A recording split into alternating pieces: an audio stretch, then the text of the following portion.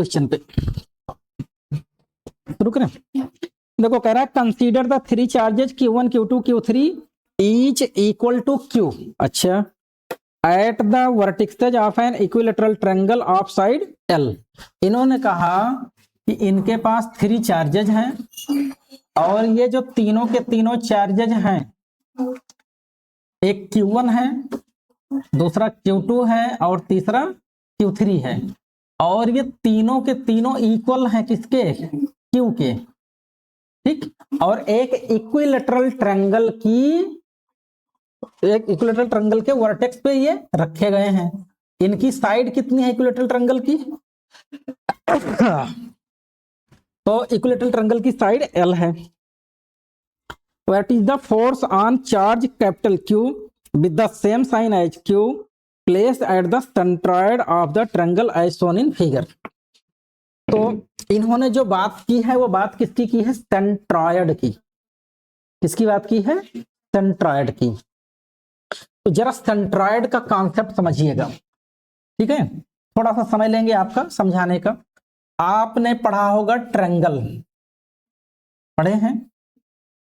Triangle का मतलब क्या हुआ? A closed figure bounded by three line segment, it's called triangle. हमने यहाँ पे ट्रायंगल बना लिया। तो ट्रायंगल में दो चीजें, एक तो आपको सुनने को मिलेगा आर्थो सेंटर, और दूसरा टर्म आपको सुनने को मिलेगा सेंट्रॉयड।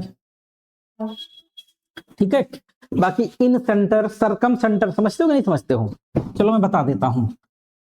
या तो फिर सुनने को मिलेगा इसमें एक टर्म और क्या, या फिर एक टर्म और यूज होगा यहाँ पे सरकम सेंटर। कौन सा सेंटर?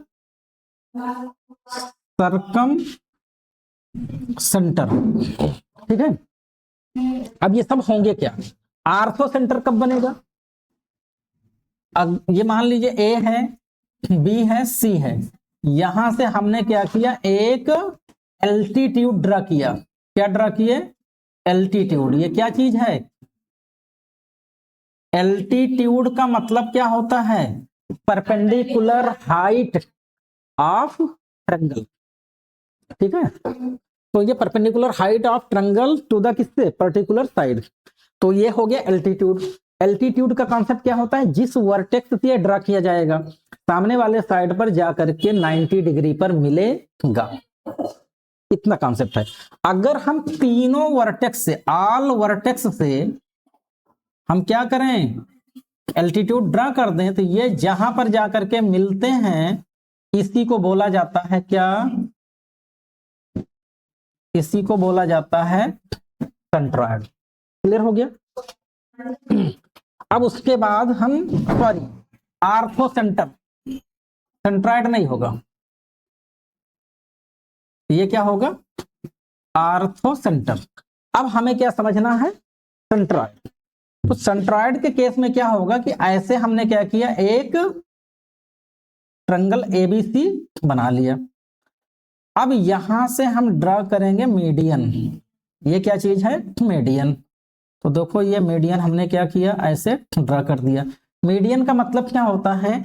जिस वर्टेक्स से मीडियन ड्रा की जाती है ट्रायंगल में, उस एंगल को बाइसेक्ट करती है। मतलब अगर ये पूरा एंगल 60 डिग्री का होगा तो ये 30-30 में डिवाइड हो जाएगा। तो ये ए है तो ये कितना होगा? a/2। ये भी कितना होगा? a/2। और सामने वाले साइड पर जहां जाकर के मीट करती है, इंटरसेक्ट करती है, उसके भी दो टुकड़े कर देती है। तो मीडियन का काम क्या है? जिस वर्टेक्स से ये ड्रा की जाती है उस वर्टेक्स को क्या करेगी? बाइसेक्ट करेगी, और सामने वाले साइड को भी बाइसेक्ट करेगी। मतलब एंगल को भी बाइसेक्ट करती है और सामने वाले साइड को भी ये बाइसेक्ट करती है। क्लियर? आएंगे इनके साथ के कॉन्सेप्ट। मान लीजिए किसी कॉन्सेप्ट पे आ गया, भाई इन चारों में से कोई कॉन्सेप्ट बना दिए तो आप परेशान ना हो, इसलिए मैं बता दे रहा हूं। अगला क्या होगा? इन सेंटर। तो इन सेंटर का मतलब क्या होता है? ये ए है, बी है, सी है। अच्छा, सेंट्रॉयड को हमने कंप्लीट नहीं किया, चलो दूसरी मीडियन यहां से ड्रा कर देते हैं। तीसरी मीडियन हमने यहां से ड्रा कर दिया। तो ये जो पॉइंट बनेगा इसी को बोला जाता है क्या?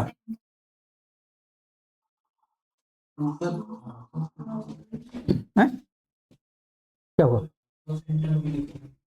तो वो क्या है? एल्टीट्यूड। और ये क्या है? मीडियन। तो जब तीनों मीडियन जहां पे जाकर के इंटरसेक्ट करेंगी वो पॉइंट क्या होगा? सेंट्रॉइड।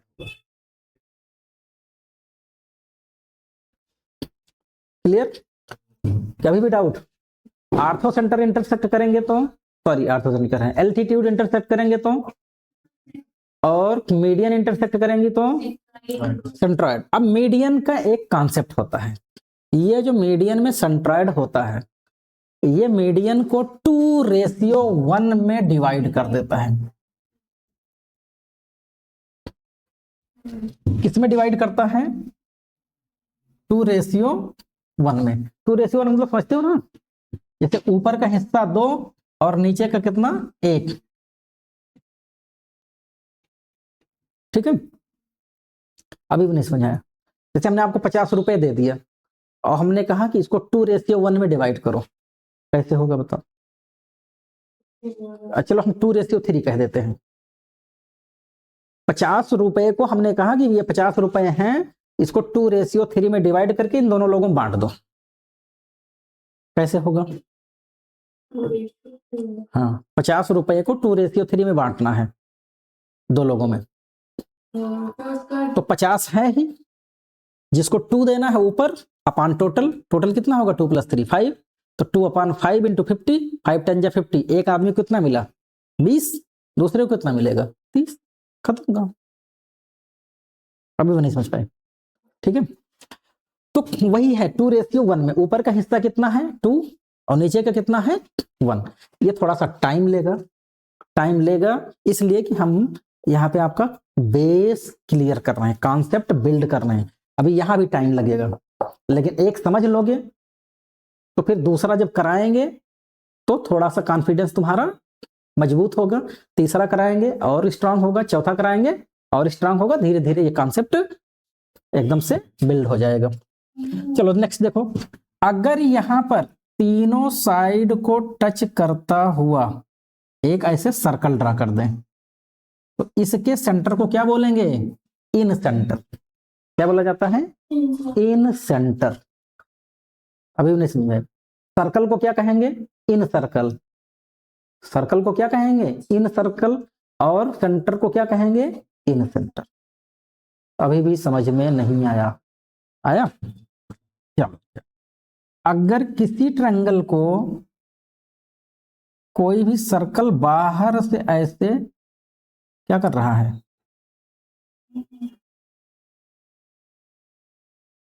ऐसे इंटरसेक्ट कर रहा है, तो इसके सेंटर को, ये टच करता हुआ जा रहा है ना, तो इसके सेंटर को क्या बोलेंगे? सरकम सेंटर। क्लियर हुई बात या नहीं हुई? बोलो भाई, क्लियर हो गया? अब यहाँ पे एक इन सेंटर होता है, ये जो सर्कल होता है ये आधे आधे पार्ट में, आधे आधे पार्ट में क्या? ए बी लाइन है, में ही वो इन सर्कल बनाना मुझे लगता है आपको सिखाया नहीं गया। भाई कंस्ट्रक्शन का पार्ट होता है, 6, 7, 8 में भी कंस्ट्रक्शन रहा होगा, 10th में तो हट ही गया है? तो कैसे बनता है इन सेंटर? इन सेंटर बनाने का कॉन्सेप्ट क्या है?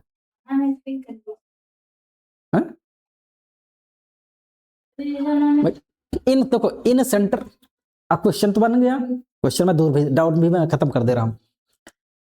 सर्कम सेंटर, इन सेंटर बनते कैसे हैं? चलो देख लो, कोई बात नहीं है भाई, टॉपिक आपकी, टीचर आपका, सब्जेक्ट आपका, ठीक है? कॉन्सेप्ट क्लियर रहेगा तो कोई पूछेगा प्रॉब्लम में नहीं आओगे। चलो हम पहले इन सेंटर की बात करते हैं। यहां पर कुछ एंगल है, यहां पर कुछ एंगल होगा, यहां पर भी इसका कुछ एंगल होगा। इस एंगल का बाइसेक्टर ड्रा करेंगे। क्या करेंगे? एंगल का बाइसेक्टर। तो एंगल बाइसेक्टर समझते हो ना? अरे भाई 90 डिग्री का एंगल कंपास की हेल्प से बनाए हो, 60 का, 30 का, 45 का, तो वहां क्या करते थे? उस लाइन का मोर देन हाफ आप क्या करते थे? इंक्रीज, फिर एक आर्क लगाते थे, उस आर्क को ना घटने देते थे ना बढ़ने। फिर फर्स्ट आर्क कितने डिग्री का एंगल बनाता था? 60, दूसरा 120, यही तो नहीं याद है, कंपास से एंगल बनाना, तो वही काम है। हमको क्या करना है, इस एंगल का बाइसेक्टर ड्रा करना है। तो एंगल के बाइसेक्टर मतलब मोर देन हाफ हम बढ़ाएंगे, एक आर्क इधर से लगा दिए, एक आर्क इधर से लगा दिए, एक इधर से लगा, एक इधर से लगा, इन दोनों को हमने क्या किया, इसे ज्वाइन करा दिया। फिर इस एंगल का बाइसेक्टर ड्रा करोगे, मान लीजिए एक आर्क इधर से लगा, एक इधर से लगा, और इनको हमने क्या किया, ऐसे ज्वाइन करा दिया। ये जहां पे ज्वाइन कर रहे हैं, तीसरा ज्वाइन कराओगे यहीं आएगा, तीसरे का एंगल बाइसेक्टर ड्रा करोगे। इसको सेंटर लेंगे और यहां से यहां की डिस्टेंस क्या करेंगे, मेजर कर लेंगे, और इतने को रेडियस मान करके क्या करेंगे, एक सर्कल ड्रा कर देंगे, इन सर्कल बन जाएगा। तो इन सर्कल कैसे बनता है, किसी भी ट्रायंगल के इंटीरियर एंगल को बाइसेक्टर जहां पर जाकर के इंटरसेक्ट करते हैं, वही इन सेंटर, वही क्या होता है, इन सेंटर होता है, और वहीं से रेडियस लेकर के, मतलब साइड की डिस्टेंस लेकर के हम ड्रा कर देते हैं, क्या हो जाएगा, इन सर्कल बन जाएगा। सरकम सर्कल कैसे बनेगा, तो इसमें सरकम के लिए क्या करते हो, ये आपका ट्रायंगल हो ही गया, इस ट्रायंगल की साइड का मोर देन हाफ, ठीक है, एक आर्क ऊपर एक नीचे, एक ऊपर एक नीचे, फिर यहां मोर देन हाफ, एक आर्क ऊपर एक नीचे, मैंने लगा दिया। एनी टू साइड का आपको करना है, चलो इधर की साइड ले लेते हैं, मोर देन हाफ, एक अंदर एक बाहर, फिर यहां पे रख करके एक अंदर एक बाहर, इन दोनों को हमने क्या किया, इसे जहां पे ये दोनों के दोनों इंटरसेक्ट कट करेंगे, वहां से किसी भी वर्टेक्स की डिस्टेंस ले लो और एक सर्कल ऐसे ड्रा कर दोगे, ये क्या बन जाएगा, कौन सा सर्कल बनेगा, सरकम सर्कल। तो incircle, circumcircle, incentre, circumcentre, centroid, orthocentre, altitude, median, ये सारे कॉन्सेप्ट क्लियर हो गए या नहीं, समझ रहे कि नहीं। अब समस्या ये है कि 12th में तुम्हें हमें यह सिखाना पड़ रहा है, अच्छी बात है, कोई बात नहीं, डाउट पूछना कोई बड़ी बात नहीं है, लेकिन दिमाग से उतर गई है बात तो ठीक है। लेकिन आज के कंडीशन क्या है कि 12th पास कर लेते हैं लोग, जो बहुत अवेयर हैं वही सीख पाते नहीं। आज तक तुम्हें इतना डीप, इतना डिटेल में, इतने अच्छे से क्लियर था है? बोलो भाई, विद ऑनेस्टी बताइए, सारी चीजें बहुत अच्छे से कंसेप्चुअल क्लियरिटी थी, नहीं थी, धुंधलापन था, धुंधलापन था, कुछ आता था कुछ नहीं आता था। लेकिन मेरे ख्याल से अब एल्टीट्यूड को लेकर के, मीडियन को लेकर के, एल्टीट्यूड के इंटरसेक्शन को लेकर के, मीडियन के इंटरसेक्शन को लेकर के, उनके कॉन्सेप्ट को, इन सेंटर, सरकम सेंटर, इन सारी चीजों को लेकर के कॉन्सेप्ट क्लियर हो जाना चाहिए। अब वो आप समझो, चाहिए इसलिए मैंने बोला कि मैंने तो पढ़ा दिया, मैंने तो आपको समझा दिया, लेकिन समस्या कहाँ है, आप इसको कितने अच्छे से समझ करके और क्या करते हो, अपने माइंड में लंबे समय तक रोक करके यूज करने लायक रख पाते हो। ठीक, चलो मैं आगे बढ़ूं, ठीक है, चलिए अब क्वेश्चन पे आते हैं। ठीक, मन उब रहा है क्या, वो बना नहीं चाहिए भाई, ये तो इंटरेस्टिंग टॉपिक है, अननोन को जानने में सबका इंटरेस्ट होता है। ठीक है, चलो तो इन्होंने कहा सारे Q1 Q2 खांचा साइड L है, कह रहे हैं कि what is the force on charge Q। हाँ अच्छा, सेंट्राइड को ही लेकर के तो इतना बवाल हुआ ठीक है, ये आपसे पूछ रहे हैं कि इसके सेंट्राइड पर, कहां पर, इसके सेंट्राइड पर अगर हम कोई कैपिटल Q चार्ज रख दें जिसकी मैग्नीट्यूड कितना हो, जितना स्मॉल q की है, मतलब क्या हो गया, चार्ज की जो वैल्यू है वो क्या है, सेम है। तो सेंट्राइड कैसे बनता है बताओ, ऑल वर्टेक्स से क्या करेंगे, मीडियन ड्रा करेंगे। ठीक है, तो चलो हमने यहां से क्या किया, एक मीडियन ऐसे ड्रा कर दिया, यहां से भी हमने क्या किया, एक मीडियन ड्रा कर दिया, यहां से भी हमने क्या किया, एक मीडियन ड्रा कर दिया। समझ में आया या फिर से जाए बताया, आ गया, चलो अब ये हो गया। चलो देखो, ये पॉइंट किसका काम करेगा? सेंट्रॉइड का। इसके कितने टुकड़े हो गए? इसके कितने टुकड़े हो गए? इसके कितने हो गए? ये ट्रायंगल कैसा है? इक्विलेटरल। इसका मतलब ये एंगल कितना है? ये कितना है? ये कितना है? तो ये कितना बचा? ये कितना हुआ? वो तो यही हाल सारी जगहों पर हो गया। बहुत ध्यान से समझना, एक कॉन्सेप्ट को समझ लोगे, बहुत सारे क्वेश्चंस का उद्धार इससे हो जाएगा। और इस पर 3 मार्क्स का क्वेश्चन हर बार आता ही आता है, चाहे इलेक्ट्रिक फील्ड पूछी जाए या फिर क्या पूछा जाए, फोर्स पूछा जाए। कभी फोर्स पूछा जाएगा, कभी इलेक्ट्रिक फील्ड पूछी जाएगी। दोनों में से कोई न कोई अदला बदली करके पूछा ही जाता है। तो जब बार बार ये चेंज करके पूछा ही जाता है तो इस चेंजिंग को हम क्यों ना समझ लें भाई। ठीक है, चलो ये हो गया हमारा सेंट्रॉइड। सेंट्रॉइड को मैं नेम दे देता हूं ओ। क्या मैंने कहा? ओ। ये ओ हो गया। यहां पर चार्ज कितना मैंने रख दिया? कैपिटल का क्यू। ठीक है, अब उन्होंने क्या कहा है क्वेश्चन में कि स्मॉल क्यू और कैपिटल क्यू दोनों क्या हैं? सेम हैं। दोनों को क्या कहा है? जो वर्ड वहां लिखा वही पढ़ के बताओ ना, क्या कहा है?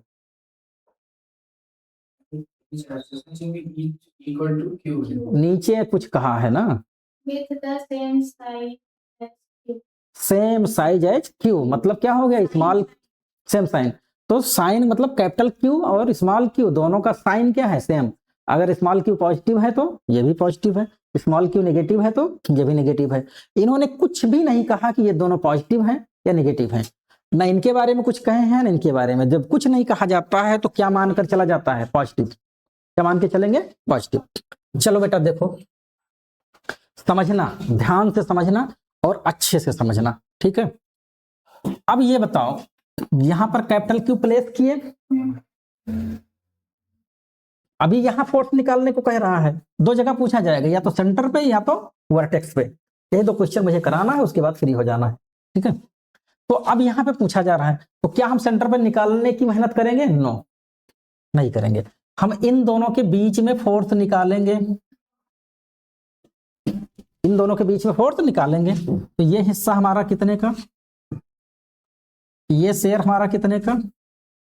अच्छा हाँ, परपेंडिकुलर और मीडियन में, मतलब एल्टीट्यूड और मीडियन में क्या कोई रिलेशन हो सकता है? मीडियन भी 90 डिग्री पर आकर के बाइसेक्ट कर सकती है, लेकिन एल्टीट्यूड कभी भी बाइसेक्ट नहीं करेगा। ठीक है, तो अगर हम इसको परपेंडिकुलर मान लें, क्या मान लें? कि ऐसी मीडियन है जो 90 डिग्री पर जाकर के क्या कर रही? सामने वाले को बाइसेक्ट। क्योंकि एल्टीट्यूड ना तो ऊपर बाइसेक्ट कर पाता है और ना, लेकिन मीडियन ऊपर भी बाइसेक्ट करती है जहां से आती है, और जहां जाती है वहां भी बाइसेक्ट कर देती है। तो ये एंगल कितने डिग्री का? अब ये हमारा पूरा कितने का है? 2/3 का। तो पहले हम क्या करें, इनका नेम रख दें, ये वाली हाइट पता कर ले। अरे ये वाली हाइट हम पता कर लें। अगर ये वाली हाइट हमें मिल जाए तो हम क्या कर सकते हैं? ये डिस्टेंस निकाल सकते हैं कि नहीं। जब तक ये निकलेगी नहीं तब तक हमारा कोई काम होगा नहीं। तो अगर हमने इसको 90 डिग्री मान लिया तो ये कितना होगा बच्चा? L/2। इनको रख देते हैं, इनका नेम रख देते हैं। क्या रख दें? जो कहो वही रख दें। इनको हमने रख दिया A, B और क्या? C। ABC रख दिए। तो हम कहेंगे इन ट्रायंगल, और इसको रख लेते हैं क्या? D। इन ट्रायंगल ABD क्या हो जाएगा? AB का स्क्वायर, हाइपोटेन्यूज का square is equal to BD का स्क्वायर और प्लस DA का स्क्वायर। AB कितना है? L।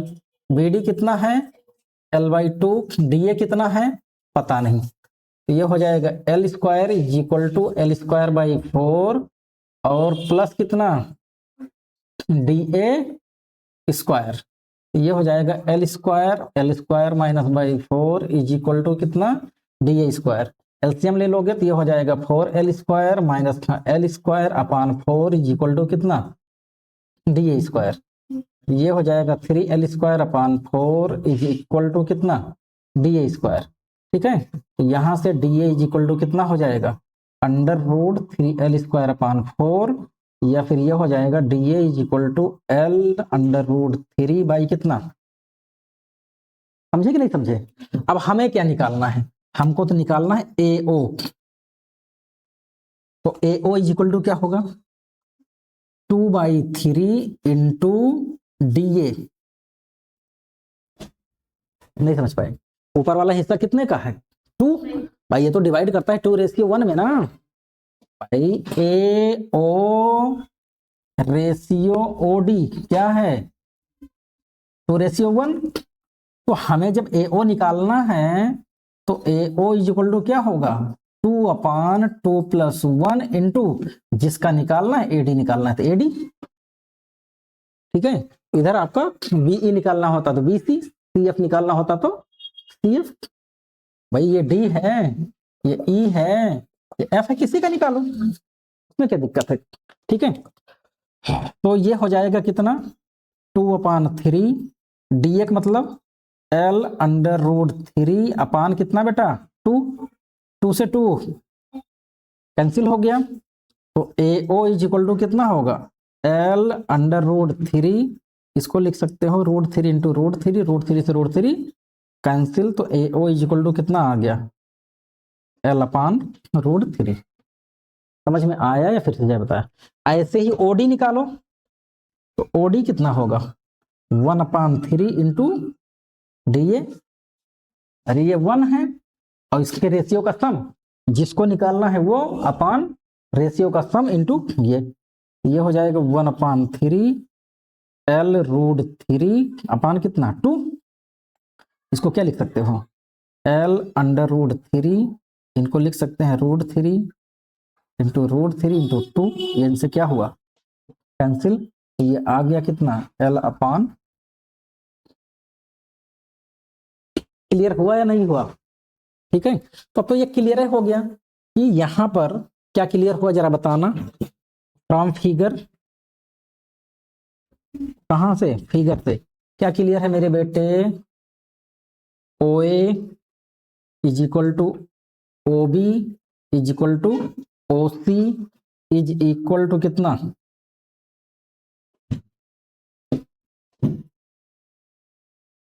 डायग्राम से देखो OA OB OC तीनों क्या होंगे सेम ही होंगे, ऐसे ही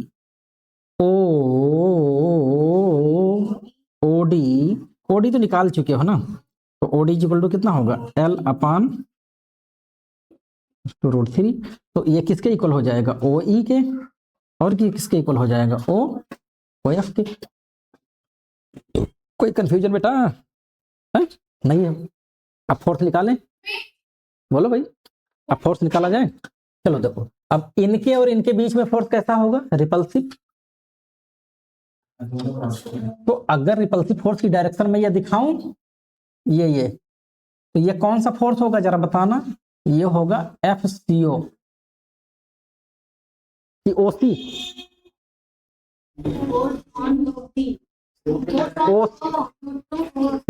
OC होगा तो CO होगा,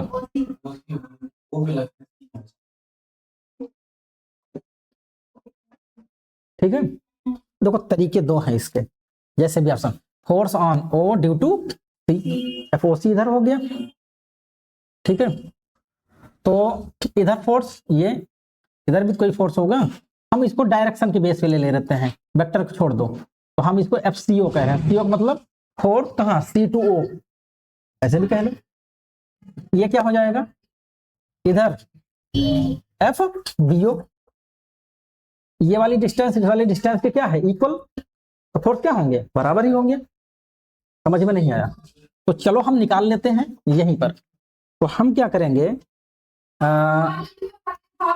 हमें पता चल गया कि FCO इज इक्वल टू कितना FBO इज इक्वल टू कितना 1/4πε0, और हमने क्या ले लिया स्मॉल q कैपिटल Q, और दोनों के बीच की डिस्टेंस क्या होगी, मान लीजिए इतनी डिस्टेंस को हम ले लेते हैं ये x, या इतना है तो है L/√3, तो चलो L/√3 का क्या ले लिए होल स्क्वायर, ठीक है, तो ये वैल्यू कितनी हो जाएगी 1/4πε0, और ये √3 का स्क्वायर करोगे तो 3 हो जाएगा, ऊपर चला जाएगा, तो ये हो जाएगा QQ/L², और बाहर से कितना, समझ में नहीं आया इसमें, लक्ष्मी तुम्हारे बिल्कुल समझ में नहीं आया। L²/√3 का हो जाएगा 3 कहाँ चला जाएगा ऊपर, इतना तो समझ गए। ठीक, अब ये बताओ जो FAO है, कौन, FAO, ठीक, यही तो है। और अगर हम इसको ले लें बेटा क्या, FCO FBO, हमने क्या ले लिया इसको, F ले लिया, ठीक है। और यहां पर जो फोर्स होगा वो क्या होगा, FAO होगा, यहां पर क्या होगा, FAO। अब समझो, एक फोर्स इधर लग रहा है, एक फोर्स इधर लग रहा है, एक फोर्स इधर लग रहा है, तो अब हम क्या करें, हमारे पास जो फोर्स इधर है, जो फोर्स इधर है, इन दोनों का क्या निकाल लें, रिजल्टेंट। अब इन दोनों का जो रिजल्टेंट होगा वो किधर होगा, किधर होगा, ऊपर की तरफ होगा, तो हम क्या निकाल लें, F रिजल्टेंट निकाल ले रहे हैं, FRES, F रिजल्टेंट निकालें। तो जब F रिजल्टेंट निकालेंगे तो F रिजल्टेंट निकालने का फार्मूला क्या होता है बताओ, F1² F2² 2F1 F2 cos theta. अब एंगल आपको चाहिए, तो देखो एंगल कैसे निकलेगा, ये एंगल कितना 30 डिग्री, ये एंगल कितना 30 डिग्री, तो ये एंगल कितना होगा, अरे तीनों एंगल का सम कितना डिग्री 180 में से 60 निकालोगे कितना आएगा, तो ये एंगल कितना हो गया 120, तो ये एंगल कितना होगा, और यही हमारा किसका काम करेगा, थीटा का। तो F1, तो इसी को हमने क्या ले लिया है, तो ये हमारा हो गया F का स्क्वायर, फिर क्या होगा F का square plus 2F into F, और कितना cos 120 डिग्री, और cos 180 की वैल्यू कितनी होती है, अरे 120 की, cos 120, तो इसको क्या लिखोगे 90 प्लस 30 डिग्री, तो ये क्या आएगा -30, और कितना आएगा -1/2, तो ये कितना हो गया, ये हो गया F का स्क्वायर प्लस का F का स्क्वायर प्लस हो गया 2F² इंटू -1/2, 2 से 2 कैंसिल हो गया, तो ये हो गया F का स्क्वायर प्लस F का स्क्वायर माइनस F का स्क्वायर, ये इक्वल टू क्या बचा F का स्क्वायर। तो आपका जो F रिजल्टेंट आया वो किसके इक्वल हो गया, F के, F रिजल्टेंट कितने के इक्वल हो गया, F के। समझ में नहीं आया, F का मतलब इतने के। अब हम क्या निकाल लें, और यही क्या है, यही ये भी तुम्हारा F है। अरे जो F ये कितना है, F ये कितना है, F ये कितना है, F। कोई डाउट है क्या भाई, ये सारे फोर्स क्या हो गए इक्वल। अब F नीचे और F ऊपर, तो F पर नेट रिजल्टेंट फोर्स कितना होगा, O पर भाई। अब आपको निकालना क्या है, FO, तो FO कितना होगा, F प्लस माइनस F, क्यों, एक फोर्स ऊपर की तरफ पॉजिटिव, दूसरा, तो ये क्या हो जाएगा F माइनस F, तो FO इज इक्वल टू क्या आ गया 0। तो सेंट्रॉइड पर कितना फोर्स लगेगा, 0 लगेगा। इसमें से ये बताओ कितने लोगों को अभी भी डाउट है, नहीं है, क्लियर हो गया, डायग्राम फोर्स निकालना सब कुछ। तो इसको नोट कर लो, अभी इस पर हम लोग 2-3 क्वेश्चन और करेंगे, ये नोट कर लो, उसके बाद पेपर शुरू कर लो।